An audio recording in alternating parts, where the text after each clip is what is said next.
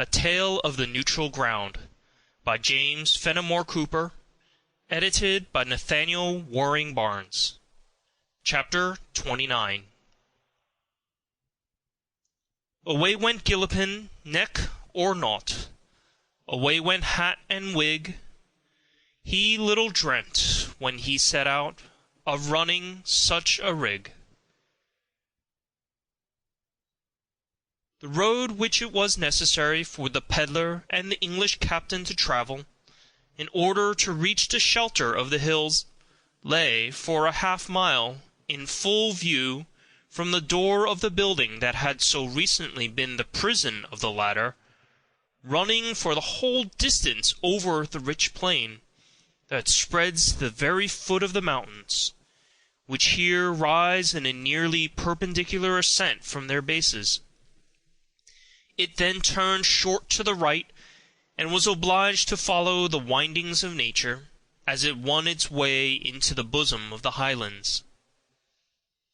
To preserve the supposed difference in their stations, Harvey rode a short distance ahead of his companion, and maintained the sober, dignified pace that was suited to his assumed character. On their right, the regiment of foot that we have already mentioned lay in tents, and the sentinels who guarded their encampment were to be seen moving with measured tread under the hills themselves. The first impulse of Henry was, certainly, to urge the beast he rode to his greatest speed at once, and by a coup de main not only accomplish his escape, but relieve himself from the torturing suspense of his situation. But the forward movement that the youth made for this purpose was instantly checked by the peddler. "Hold up!" he cried, dexterously reining his own horse across the path of the other. "Would you ruin us both? Fall into the place of a black following his master. Did you not see their blooded chargers, all saddled and bridled, standing in the sun before the house? How long do you think that miserable Dutch horse you are on would hold his speed, if pursued by the Virginians? Every foot that we gain without giving the alarm counts a day in our lives. Ride steadily after me, and on no account look back. They are as subtle as foxes, and as ravenous for blood as wolves." Henry reluctantly restrained his impatience, and followed the direction of the peddler. His imagination, however, continually alarmed him with the fancied sounds of pursuit, though Birch, who occasionally looked back under the pretense of addressing his companion, assured him that all continued quiet and peaceful. "But," said Henry, "it will not be possible for Caesar to remain long undiscovered. Had he not better put our horses to the gallop, and by the time they can reflect on the cause of our flight, we can reach the corner of the woods?" "Ah, you know little of them, Captain Wharton," returned the peddler. "There is a sergeant at this moment looking after us, as if he thought all was not right. The keen-eyed fellow watches me like a tiger lying in wait for his leap. When I stood on the horse-block he half suspected that something was wrong. Nay, check your beast. We must let the animals walk a little, for he is laying his hand on the pommel of his saddle. If he mounts we are gone. The foot soldiers could reach us with their muskets." "What does he now?" asked Henry, reining his horse to a walk, but at the same time pressing his heels to the animal's sides, to be in readiness for a spring. "He turns from his charger and looks the other way. Now trot on a little ahead of us. He eyes us keenly." "Never mind the footman," said Henry impatiently. "He can do nothing but shoot us, whereas these dragoons may make me a captive again. Surely, Harvey, there are horse moving down the road behind us. Do you see nothing particular?" "Humph!" ejaculated the peddler. "There is something particular, indeed, to be seen behind the thicket on our left. Turn your head a little, and you may see and profit by it too." Henry eagerly seized this permission to look aside, and the blood curdled to his heart as he observed that they were passing a gallows, which unquestionably had been erected for his own execution. He turned his face from the sight in undisguised horror. "There is a warning to be prudent," said the peddler in the sententious manner that he often adopted. "It is a terrific sight, indeed!" cried Henry, for a moment veiling his eyes with his hand, as if to drive a vision before him. The peddler moved his body partly around, and spoke with energetic but gloomy bitterness. "And yet, Captain Wharton, you see it where the setting sun shines full upon you. The air you breathe is clear and fresh from the hills before you. Every step that you take leaves that hated gallows behind, and every dark hollow and every shapeless rock in the mountains offers you a hiding place from the vengeance of your enemies. But I have seen the gibbet raised, when no place of refuge offered. Twice have I been buried in dungeons, where, fettered and in chains, I have passed nights in torture, looking forward to the morning's dawn that was to light me to a death of infamy. The sweat has started from the limbs and seemed already drained of their moisture, and if I ventured to the hole that admitted air through grates of iron to look out upon the smiles of nature, which God has bestowed for the meanest of his creatures, the gibbet has glared before my eyes like an evil conscience, harrowing the soul of a dying man. 4 times have I been in their power, besides this last, but twice did I think my hour had come.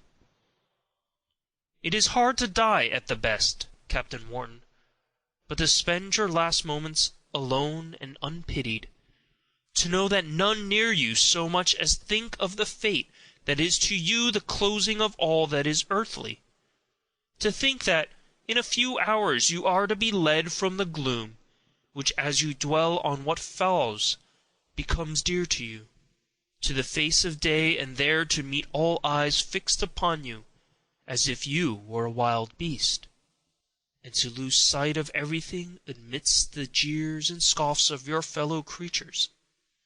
That, Captain Wharton, that indeed is to die." Henry listened in amazement as his companion uttered this speech with a vehemence altogether new to him. Both seemed to have forgotten their danger and their disguises. "What? Were you ever so near death as that?" "Have I not been hunted beast of these hills for 3 years past?" resumed Harvey. "And once they even led me to the foot of the gallows itself, and I escaped only by an alarm from the royal troops. Had they been a quarter of an hour later, I must have died. There was I placed in the midst of unfeeling men and gaping women and children, as a monster to be cursed. When I would pray to God, my eyes were insulted with the history of my crimes, and when in all that multitude I looked around for a single face that showed me any pity, I could find none, no, not even one. All cursed me as a wretch who would sell his country for gold. The sun was brighter to my eyes than common, but it was the last time I should see it. The fields were gay and pleasant, and everything seemed as if this world was a kind of heaven. Oh, how sweet life was to me at that moment! 'Twas a dreadful hour, Captain Wharton, and such as you have never known. You have friends to feel for you, but I had none but a father to mourn my loss, when he might hear of it, but there was no pity, no consolation near to soothe my anguish. Everything seemed to have deserted me. I even thought that he had forgotten that I lived. What? Did you feel that God himself had forgotten you, Harvey? God never forsakes his servants, returned Birch with reverence, and exhibiting naturally a devotion that hitherto he had only assumed. And whom did you mean by he? The peddler raised himself in his saddle to the stiff and upright posture that was suited to his outward appearance. The look of fire that for a short time glowed on his countenance disappeared in the solemn lines of unbending self-abasement. In speaking as if addressing a negro, he replied, "In heaven there is no distinction of color, my brother. Therefore you have a precious charge within you, that you must hereafter render an account of." Dropping his voice, "This is the last sentinel near the road. Look not back as you value your life." Henry remembered the situation and instantly assumed the humble demeanor of his adopted character. The unaccountable energy of the peddler's manner was soon forgotten in the sense of his own immediate danger, and with the recollection of his critical situation returned all the uneasiness that he had momentarily forgotten. "What see you, Harvey?" he cried, observing the peddler to gaze towards the building they had left, the ominous interest. "What see you at the house?" "That which bodes no good to us," returned the pretended priest. "Throw aside the mask and wig. You will need all your senses without much delay. Throw them in the road. There are none before us that I dread, but there are those behind us who will give us a fearful race." "Nay, then," cried the captain, casting the implements of his disguise into the highway, "let us improve our time to the utmost. We want a full quarter to the turn. Why not push for it at once?" "Be cool. They are in alarm, but they will not mount without an officer, unless they see us fly. Now he comes. He moves to the stables, trots briskly. A dozen are in their saddles, but the officer stops to tighten his girths. They hope to steal a march upon us. He is mounted. Now ride, Captain Wharton, for your life, and keep at my heels. If you quit me, you will be lost." A second request was unnecessary. The instant that Harvey put his horse to his speed, Captain Wharton was at his heels, urging the miserable animal he rode to the utmost. Birch had selected his own beast, and although vastly inferior to the high-fed and blooded chargers of the dragoons, still it was much superior to the little pony that had been thought good enough to carry Caesar Thompson on an errand. A very few jumps convinced the captain that his companion was fast leaving him, and a fearful glance thrown behind informed the fugitive that his enemies were speedily approaching. With that abandonment that makes misery doubly grievous, when it is to be supported alone, Henry cried aloud to the peddler not to desert him. Harvey instantly drew up and suffered his companion to run alongside of his own horse. The cocked hat and wig of the peddler fell from his head the moment that his steed began to move briskly, and this development of their disguise, as it might be termed, was witnessed by the dragoons, who announced their observation by a boisterous shout that seemed to be uttered in the very ears of the fugitives. So loud was the cry and so short the distance between them. "Had we better not leave our horses," said Henry, "and make for the hills across the fields on our left? The fence will stop our pursuers." "That way lies the gallows," returned the peddler.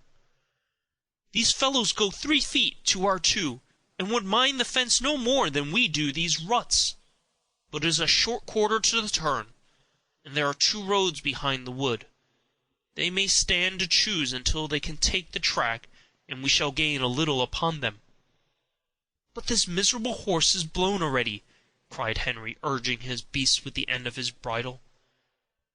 At the same time Harvey aided his efforts by applying the lash of a heavy riding whip he carried. "He will never stand it for a half-mile farther." "A quarter will do, a quarter will do," said the peddler. "A single quarter will save us, if you follow my directions." Somewhat cheered by the cool and confident manner of his companion, Henry continued silently urging his horse forward. A few moments brought them to the desired turn. As they doubled round a point of low underbrush, the fugitives caught a glimpse of their pursuers scattered along the highway. Mason and the sergeant, being better mounted than the rest of the party, were much nearer to their heels than even the peddler thought could be possible. At the foot of the hills, and for some distance up the dark valley that wound around the mountains, a thick underwood of saplings had been suffering to shoot up, where the heavier growth was felled for the sake of the fuel. At the sight of this cover, Henry again urged the peddler to dismount and to plunge into the woods, but his request was promptly refused. The two roads before mentioned met at very sharp angles at a short distance from the turn, and both were circuitous, so that but a little of either could be seen at a time. The peddler took the one which led to the left, but held it only a moment, for, on reaching a partial opening in the thicket, he darted across into the right-hand path, and led the way up a steep ascent, which lay directly before them. The maneuver saved them. On reaching the fork, the dragoons followed the track, and passed the spot where the fugitives had crossed to the other road before they missed the marks of the footsteps. Their loud cries were heard by Henry and the peddler, as their wearied and breathless animals toiled up the hill, ordering their comrades to the rear to ride in the right direction. The captain again proposed to leave their horses and dash into the thicket. "Not yet, not yet," said Birch in a low voice. "The road falls from the top of this hill as steep as it rises. First let us gain to the top." While speaking, they reached the desired summit, and both threw themselves from their horses. Henry plunged into the thick underwood, which covered the side of the mountain for some distance above them. Harvey stopped to give each of their beasts a few severe blows of his whip, that drove them headlong down the path on the other side of the eminence, and then followed his example. The peddler entered the thicket with little caution, and avoided as much as possible rustling or breaking the branches in his way. There was but time only to shelter his person from view, when a dragoon led up the ascent, and on reaching the height he cried aloud, "I saw one of their horses turning this hill this minute." "Drive on, spur forward, my lads," shouted Mason. "Give the Englishman quarter, but cut down the peddler, and make an end of him." Henry felt his companion grip his arm hard, as he listened in a great tremor for this cry, which was followed by the passage of a dozen horsemen, with a vigor and speed that showed too plainly how little security their overtired steeds could have afforded them.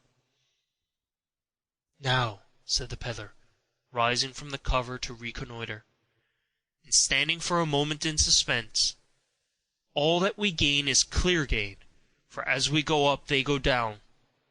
Let us be stirring." "But will they not follow us, and surround this mountain?" said Henry, rising and imitating the labored but rapid progression of his companion.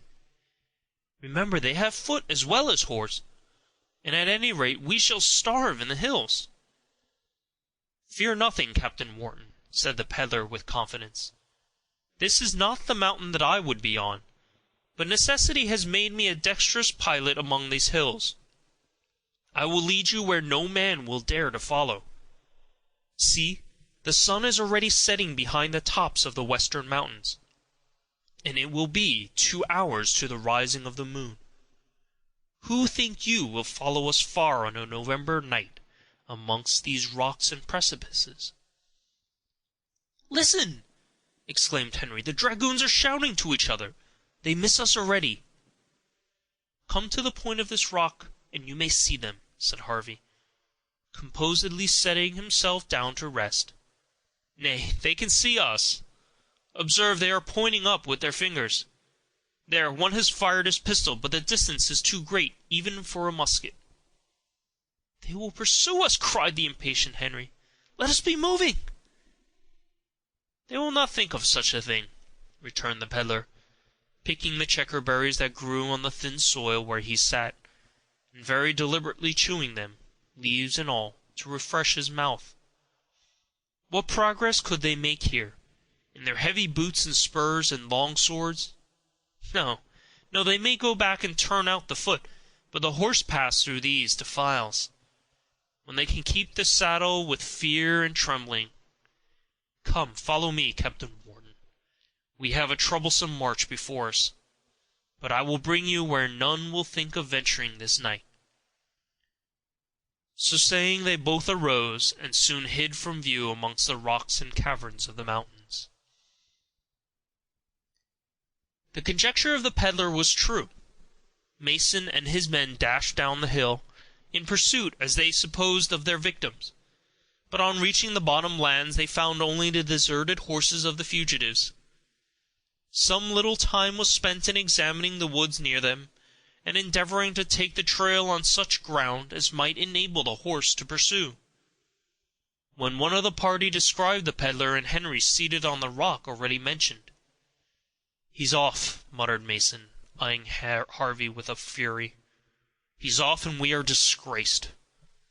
By heavens, Washington will not trust us with keeping of a suspect Tory, if we let the rascal trifle in this manner and with the corps. And there sits the Englishman, too, looking down upon us with a smile of benevolence. I fancy that I can see it. Well, well, my lad, you are comfortably seated, I will confess, and that is something better than dancing upon nothing. But you are not to the west of Harlem River yet, and I will try your wind before you tell Sir Henry what you have seen." "Shall I fire and frighten the peddler?" asked one of the men, drawing his pistol from the holster. "Aye, startle the birds from their perch. Let us see how they can use the wing." The man fired the pistol, and Mason continued, "For George, I believe the scoundrels laugh at us. But homeward, or we shall have them rolling stones upon our heads, and the royal gazettes teemed with an account of the rebel regiment routed by 2 loyalists. They have told bigger lies than that before now." The dragoons moved sullenly after their officer, who rode towards their quarters, musing on the course it behooved him to pursue in the present dilemma. It was twilight when Mason's party reached a dwelling, before the door of which was collected a great number of the officers and men, busily employed in giving and listening to the most exaggerated accounts of the escape of the spy. The mortified dragoons gave their ungrateful tidings with the sullen air of disappointed men, and most of the officers gathered round Mason, to consult of the steps that ought to be taken. Miss Peyton and Frances were breathless and unobserved listeners to all that passed between them, from the window of the chamber immediately above their heads. "Something must be done, and that speedily," observed the commanding officer of the regiment, which lay encamped before the house. "This English officer is doubtless an instrument in the great blow aimed at us by the enemy lately. Besides, our honor is involved in his escape." "Let us beat the woods!" cried several at once. "By morning we shall have them both again." "Softly, softly, gentlemen," returned the colonel. "No man can travel these hills after dark unless used to the passes. Nothing but horse can do service in this business, and I presume Lieutenant Mason hesitates to move without the orders of his major." "I certainly dare not," replied the subaltern, gravely shaking his head, "unless you will take responsibility of an order. But Major Dunwoodie will be back again in 2 hours, and we can carry the tidings through the hills before daylight, so that by spreading patrols across from one river to the other, and offering a reward to the country people, their escape will yet be impossible, unless they can join the party that is said to be out of the Hudson." "A very plausible plan," cried the colonel, "and one that must succeed. But let a messenger be dispatched to Dunwoodie, or he may continue at the ferry until it proves too late, though doubtless the runaways will lie in the mountains to-night." To this suggestion Mason acquiesced, and a courier was sent to the major with the important intelligence of the escape of Henry, and an intimation of the necessity of his presence to conduct the pursuit. After this arrangement the officers separated. When Miss Peyton and her niece first learned the escape of Captain Morton, it was with difficulty that they could credit their senses. They both relied so implicitly on the success of Dunwoodie's exertions, that they thought the act, on the part of the relative, extremely imprudent. But it was now too late to mend it. When listening to the conversation of the officers, both were struck with the increased danger of Henry's situation, if recaptured, and they trembled to think of the great exertions that would be made to accomplish this object. Miss Peyton consoled herself and endeavored to cheer her niece with the probability that the fugitives would pursue their course with unremitting diligence, so that they might reach the neutral ground before the horse would carry down the tidings of their flight. The absence of Dunwoodie seemed to her all important, and the artless lady was anxiously devising some project that might detain her kinsman, and thus give her nephew the longest possible time. But very different were the reflections of Frances. She could no longer doubt that the figure she had seen on the hill was Birch, and she felt certain that instead of flying to the friendly forces below, her brother would be taken to the mysterious hut to pass the night.